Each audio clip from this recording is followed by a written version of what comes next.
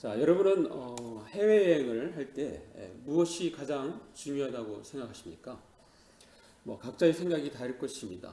어떤 사람은 관광 장소, 또 어떤 사람은 호텔, 또 어떤 사람은 먹는 거, 식사, 또 여행 코스, 비용, 준비물 등 다양하게 있을 것입니다. 자, 그 중에 하나는 아마도 가이드일 것입니다.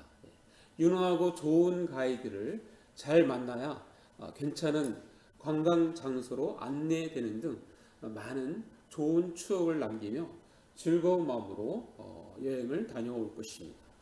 자, 마찬가지로 우리의 영혼이 천국 가기 위하여 그리고 이 땅에서 참된 그리스도인으로 살아가기 위하여 밤낮 가리지 않고 24시간 동안 함께하면서 우리를 가장 좋은 곳으로 인도하신 분이 있다면 그것은 크나큰 축복일 것입니다. 자, 오늘 본문의 앞부분은 예수께서는 이 세상을 떠나지만 근심하지 말아라. 내가 가야 보혜사 성령이 오시는데 그것이 너희에게는 더 유익하다고 언급하고 있는 부분입니다. 자, 그리고 주께서 약속하신 성령이 이 땅에 오실 때 어떠한 의미가 있는지, 어떠한 유익이 있는지를 오늘 본문에 말씀하고 계십니다. 자, 성령님이 우리에게 주시는 유익점, 가장 큰 것은 언제나 우리를 진리 가운데로 인도하신다는 것입니다. 자, 대표적인 말씀 요한복음 16장 13절 다시 한번 읽습니다. 시작. 그러나 진리의 성령이 오시면 그가 너희를 모든 진리 가운데로 인도하시니 그가 스스로 말하지 않고 오직 들은 것을 말하며 장래일을 너에게 알리시리라. 모든 진리 가운데로 인도하신다고 말씀하십니다. 자, 왜 하나님은 성령님을 통하여 우리를 진리 가운데로 인도하시려 할까요? 자, 그 이유는 바로 하나님의 자녀들을 더욱더 잘 돌볼 수 있기 때문입니다. 자, 구약 때부터 처음에는 움직이는 성막으로 하나님께서 이렇게 역사하셨습니다. 또 그리고 하나님께서 약속하신 가나안 땅에 들어가고 그 땅에 있는 것을 정복하고 안정이 됐을 때, 나라를 세우고 왕권이 안정될 때 솔로몬을 통해서 성전을 짓습니다. 그것은 고정된 곳이죠. 자, 이스라엘 백성들에게 하나님을 그렇게 해서 섬기라고 했지만 그러나 그 지속성에 있어서는 모두 실패하였습니다. 자, 이미지를 잠깐 보면은, 자, 구약 때는 이렇게 성막인데 이게 움직이는 성막이죠. 이렇게 갈 때는 다시 걷었다가 또 머무를 때는 다시 세우고. 자, 이스라엘 백성들은 이 성막을 중심으로 생활을 했습니다. 자, 이렇게 이 성막이 중앙에 있고 이 지파별로 12지파가 이렇게 3지파씩 나눠서 동서남북으로 항상 이 나라의 중심, 이 민족의 중심, 이 생활의 중심은 항상 성막이라는 거예요. 하나님이라는 거예요. 그거를 가르쳐주고 있습니다. 그래서 이렇게 구름 기둥을 통해서 햇빛 쨍쨍할 때는 이렇게 그늘을 줘가지고 쉬게 했고, 저녁이 추울 때는 불 기둥을 통해서 난로 역할을 해서 이렇게 살게 하였습니다. 자, 그리고 이게 솔로몬 때 안정적으로 이렇게 고정적으로 이렇게 성전을 지었습니다. 자, 그러나 이렇게 했지만 결국에는 어떻게 했어요? 하나님을 배반하고 버리고 우상 숭배하고 결국은 다 망해버렸습니다. 그래서 이런 성막과 성전은 우리 신앙생활에 있어서 사실은 우리는 실패한 것입니다. 그래서 피상적으로 하나님을 섬겨서는 절대로 신앙생활을 잘 할 수 없다는 것을 우리는 역사적으로 체험적으로 알게 되었습니다. 그래서 그 해결 방법으로 그 성전이 믿는 자의 마음속에 직접 들어가시는 것입니다. 그래서 함께 하시는 것입니다. 자, 대표적인 말씀 요한계시록 3장 20절 같이 읽습니다. 시작. 볼지어다 내가 문 밖에 서서 두드리니 누구든지 내 음성을 듣고 문을 열면 내가 그에게로 들어가 그와 더불어 먹고 그는 나와 더불어 먹으리라. 자, 이렇게 문 밖에 서서 문을 두드리는데 음성을 듣고 문을 열면 내가 그와 함께 하겠다. 이제 하나님께서 우리와 함께 하시고 우리 안에 들어오셔서 성전이 되어 주신 것입니다. 자, 이걸 이미지로 그리면 이렇습니다. 자, 이미지로 보면은 여기 사실 문잡이가 없어요. 그래서 문고리가 사실은 밖에서 이렇게 열 수 있는 게 아니라 그냥 똑똑똑똑 두들기만 하는 거예요. 안에 있는 사람이 열어야지만 주님이 들어갈 수 있습니다. 철저히. 예. 이거는 강제적으로 할 수 있는 게 아니에요. 그래서 우리는 그걸 기도해야 되는 거예요. 안에 있는 사람이 스스로 문을 열 수 있도록 우리는 기도해야 됩니다. 예. 자, 이렇게 해서 주님이 들어가시면, 그래서 성경은 사도 바울을 통해서 바로 우리가 성전임을 말씀하시는데, 고린도전서 3장 16절 한번 같이 읽습니다. 시작. 너희는 너희가 하나님의 성전인 것과 하나님의 성령이 너희 안에 계시는 것을 알지 못하느냐. 자, 이제 성령님, 하나님이 우리 안에 계시기 때문에 우리는 살아있는 성전이 되는 거예요. 우리 신앙생활에 있어서는 하나님이 늘 함께 하십니다. 24시간 함께 하십니다. 그래서 그분과 어떻게 사느냐에 따라서 신앙생활을 우리는 너무나 풍성하게 잘 할 수가 있는 것입니다. 자, 사랑하는 남부장학교 성도 여러분, 어떻습니까? 우리 주위에 예수 믿는 사람들이 성령님의 인도를 받으며 살아가는 것 같습니까? 아니면 그렇지 않은 것 같습니까? 자, 그렇지 않은 사람들이 많이 있음을 우리는 알게 됩니다. 자, 성령님의 인도하심을 잘 못 받으며 살아가는 이유가 무엇일까요? 자, 그것을 우리가 힌트를 알 수 있는 19세기 남아프리카 성자 앤드루 머레이는 내가 죽어야 성령이 산다라는 그런 책을 썼는데요. 자, 이 책에서 이 앤드루 머레이는 그리스도인을 두 종류로 나눕니다. 두 종류. 그래서 두 종류로 나누는데, 첫 번째는 오랫동안 예수님을 믿고 살아왔지만 여전히 어린아이와 같은 신앙에 머무르고 있는 성도. 오랫동안 교회를 나갔지만 여전히 어린아이예요. 자, 그 이유가 뭐냐? 바로 두 번째 나옵니다. 둘째는 성령님의 인도하심, 즉 성령님의 온전하신 지배에 자기를 내어 맡김으로써 영적으로 살아가고 있는 성도. 자, 그 차이는 뭐예요? 바로 성령님의 인도를 받느냐 받지 않느냐에 따라서 나눠진다는 것입니다. 자, 그래서 여기서 신앙생활 잘하는 것에 대한 핵심을 바로 이 앤드루 머레이는 자아와 성령으로 그렇게 판단을 하고 나서, 그리고 나서 그 책을 내가 죽어야 성령이 산다라는 책을 쓴 것입니다. 자, 우리가 신앙생활을 잘하기 위하여, 영적으로 잘 살아가기 위하여 반드시 넘어야 할 산이 있습니다. 그것은 내가 쥐고 있는 내 삶의 운전석, 내가 스스로 운전하고 있는 운전석, 이것을 하나님께 맡기는 것입니다. 성령님께 맡기는 것입니다. 다시 말해서 하나님께 항복하는 것입니다. 자, 20세기 영국 문학의 대표 작가 C.S. 루이스, 우리가 잘 아는 나냐 연대기를 쓴 사람인데요. 자, 스크루테이프의 편지. 여기 스크루테이프는 이게 이제 아주 노쇠한 악마입니다. 악마. 예, 아주 노련한 악마. 노련한 악마인데 그 조카 풋내기 워무드가 이렇게 악마가 돼요. 그래서 조카 풋내기 워무드에게 악마는 어떻게 해야 돼? 라고 하는 것을 31통의 편지를 쓴 거예요. 그러니까 이 편지에서 이걸 보면 인간의 그 어떤 악마성, 본성 이런 걸 잘 알 수가 있습니다. 자, 여기서 이렇게 얘기하고 있어요. 자, 악마가 두려워하는 것은 우리가 하나님 앞에 항복하여 나아가는 것이다. 네. 자, 그리스도인들이 항복하는 거, 하나님께 항복하는 거를 마귀는 제일 두려워한대요. 제일 싫어한대요. 자, 우리는 어떻게 해야 됩니까? 거꾸로 마귀가 두려워하는 거, 마귀가 싫어하는 거 우리는 해야지 그게 신앙생활 잘하는 것입니다. 마귀가 두려워하는 것은 우리가 하나님 앞에, 그리스도 앞에, 예수님 앞에 항복할까봐. 왜냐하면 항복하는 순간 더 이상 마귀는 우리에게 역사할 수가 없어요. 마귀의 끼임에 우리를 집어넣을 수가 없어요. 그때는 이제 마귀가 포기해야 됩니다. 포기. 예. 자, 이왕이면 마귀가 포기한 사람이 되는 게 낫겠죠. 자, 그렇게 해서는 어떻게 해야 된다고요? 우리가 하나님께 항복해야 된다. 항복. 자, 우리는 악마가 두려워하는 것을 오히려 적극적으로 해야 하는 것입니다.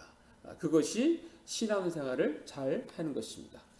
자, 우리 지금 성령님은 언제나 우리를 진리 가운데 인도하십니다 라는 제목의 설교를 듣고 있습니다. 자, 그렇다면 우리는 어떻게 할까요? 두 가지만 말씀드립니다. 첫 번째는 성령께서 책망하실 때 잘못된 것을 바로바로 잡아야 합니다. 자, 한번 같이 있습니다. 시작. 성령께서 책망하실 때 잘못된 것을 바로바로 잡아야 합니다. 자, 우리 아까 말씀 읽었던 요한복음 16장 8절. 자, 같이 읽습니다. 시작. 그가 와서 죄에 대하여, 의에 대하여, 심판에 대하여 책망하시리라. 자, 성령님이 오시면 죄에 대해서, 의에 대해서, 심판에 대해서 책망하신다는 거예요. 사실 이 말씀 들으면 이렇게 확 와닿지 않을 수가 있어요. 아주 여기 함축적인 그런 내용이 담겨 있기 때문에 그런데, 자, 요 말씀 우리가 읽었던 이 본문을 잘 해석한 분이 있어요. 자, 영국의 20세기 최고의 강해 설교자, 의사 출신 목사 마틴 로이드 존스는 바로 성령 하나님, God the Holy Spirit, 성령 하나님과 놀라운 구원이라는 책에서 여기서 이 부분에 대해서 이렇게 강의를 하는데 저도 이 강의에 동의를 합니다. 그래서 잠깐 소개를 하겠습니다. 자, 먼저 16장, 요한복음 16장 9절 보면은 죄에 대하여라 함은 그들이 나를 믿지 아니하며. 성령님이 오시면 나를 믿지 않는 것이 바로 죄라는 거예요. 죄. 근데 이 말을 딱 들었을 때 이렇게 와닿지는 않잖아요, 지금. 자, 이 부분을 해석을 하면 이렇습니다. 성령이 교회에 오심은 예수님이 메시아이심을 증명하며 따라서 그를 거부한 세상의 죄가 선고된다. 자, 성령님이 오시면 그때 당시에 예수님이 그분이 메시아고 그분이 바로 구원자로 오셨는데 하나님의 아들로 오셨는데 그분을 거부하고 십자가에 못 박은 그 사건 그 자체가 성령님이 오심으로써 바로 죄라는 것을 바로 선고한 것이 되는 것이라는 거예요.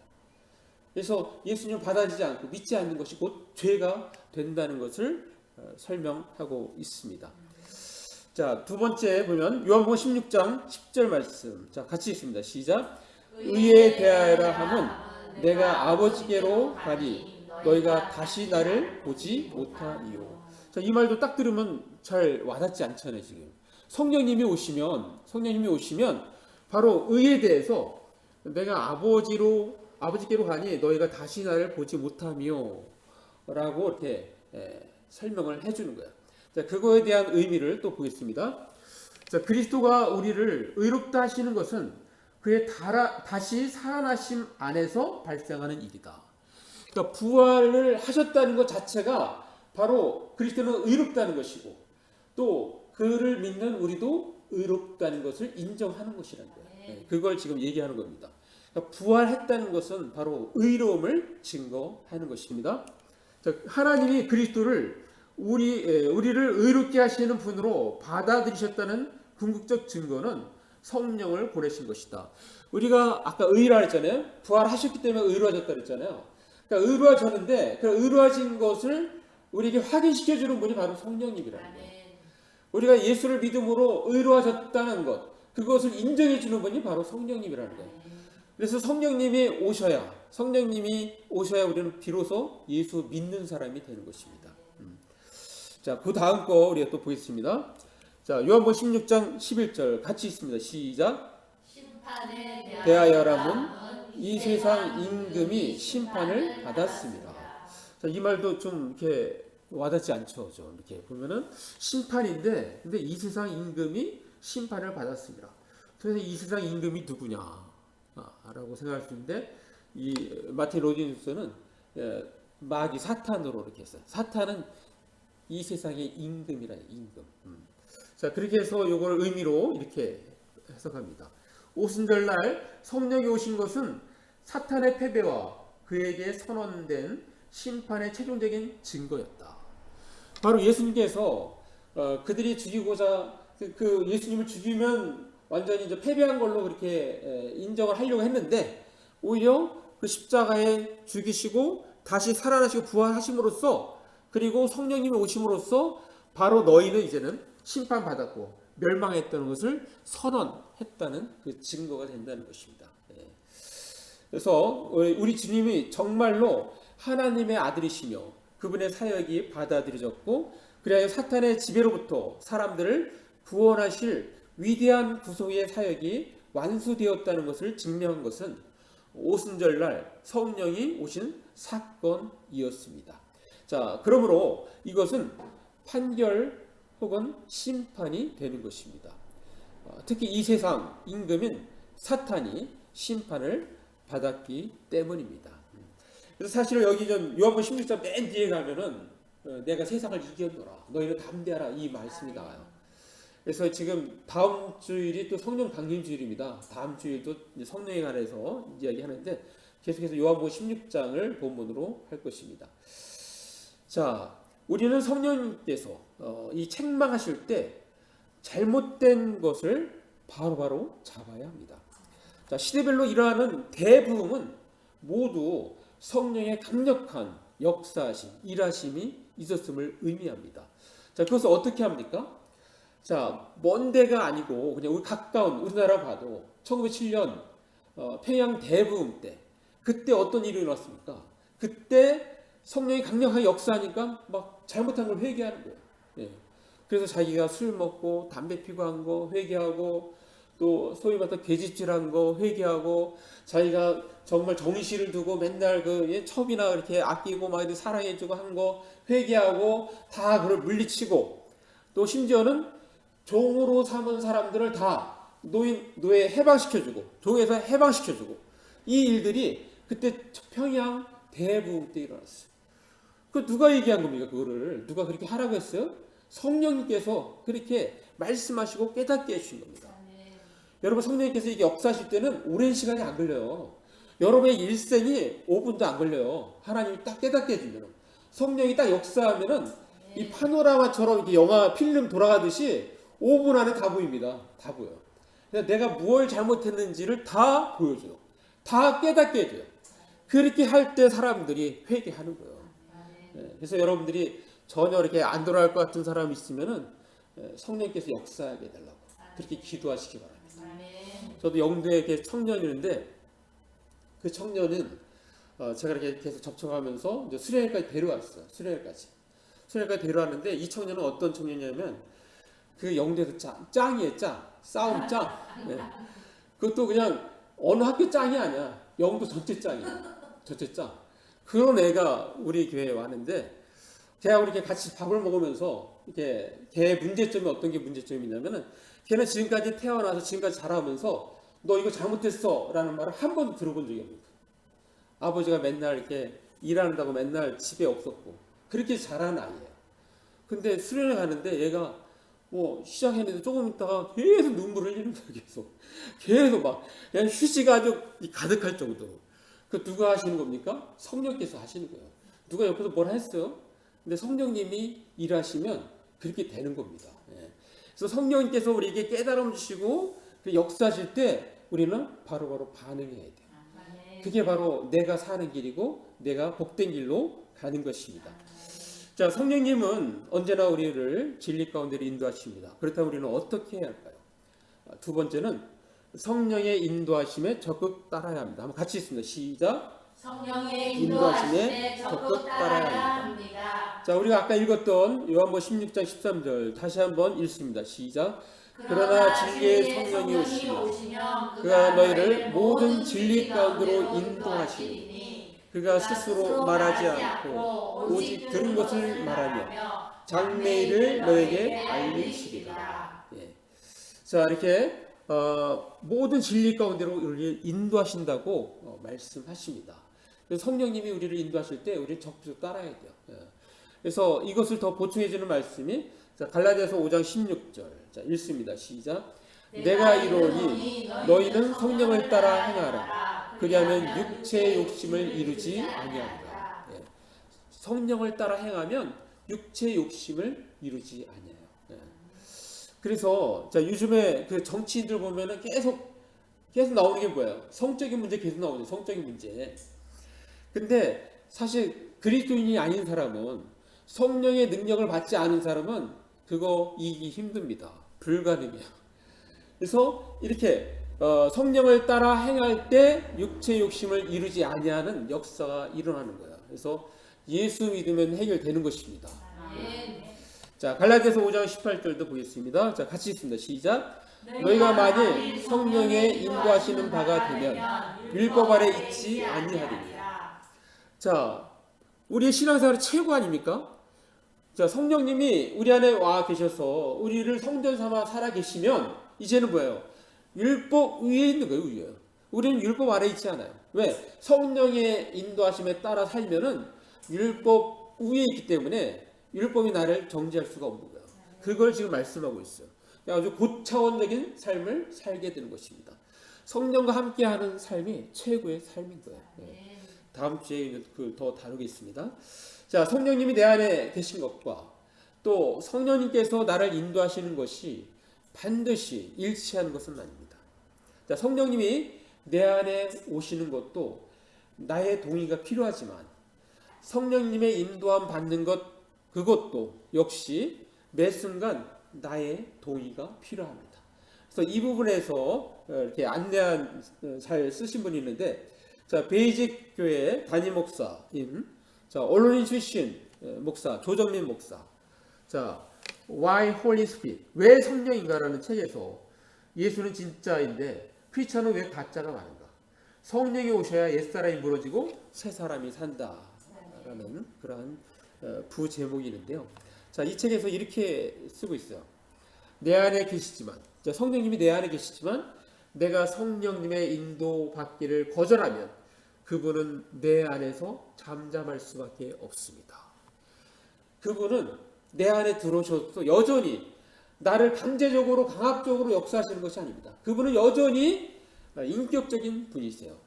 그래서 내 안에 들어오셨지만 계속해서 그분을 왕으로 인정하고 그분의 인도하심을 우리가 따를 때 우리는 그분의 인도하심을 받을 수 있고 성령님은 우리를 가장 좋은 길로 인도하실 수가 있는 것입니다. 근데 성령께서 내게 계속 말씀하시는데 내가 계속해서 거절한다면, 그 인도함 받기를 거절한다면 그러면 성령님이 더 이상 일하실 수가 없습니다. 네. 그래서 우리는 이 부분을 잘 우리가 알고 성령님과 늘 동행하면서 살아야 됩니다. 자, 내가 하나님의 뜻과 다른 결정을 내가 계속해서 하게 되면 성령님은 내 안에서 근심하시게 됩니다. 네. 자, 이따금 그래서는 안 된다고 말씀하시지만 내가 귀를 기울이지 않으면 성령의 음성은 내 목소리에 묻히고 마는 것입니다.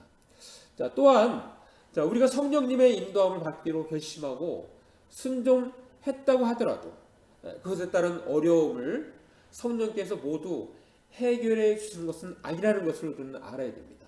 그러니까 무슨 얘기냐면 내가 성령의 인도함을 받아서 했는데 왜 이렇게 나한테 고난이 있고 나한테 이렇게 어려움이 있습니까? 이거 잘못된 거 아닙니까? 그게 아니라는 거예요. 그럴 수도 있다는 거예요. 지금 그 얘기를 하는 거예요. 그거를 우리는 사도 바울을 통해서 알 수가 있는데, 사도 바울이 3차 전도 여행을 마치고 마지막 예루살렘으로 돌아가려고 했어요. 근데 하나님께서 성령님께서 보여주는 거예요. 너 예루살렘에 가면 너한테 핍박과 환난이 많아. 근데 그거를 사도 바울만 보여준 게 아니야. 사도 바울을 사랑하는 많은 사람에게 보여줬어. 그래서 그 사람들은 얘기하는 거예요. 성령님이 보여줬으니까.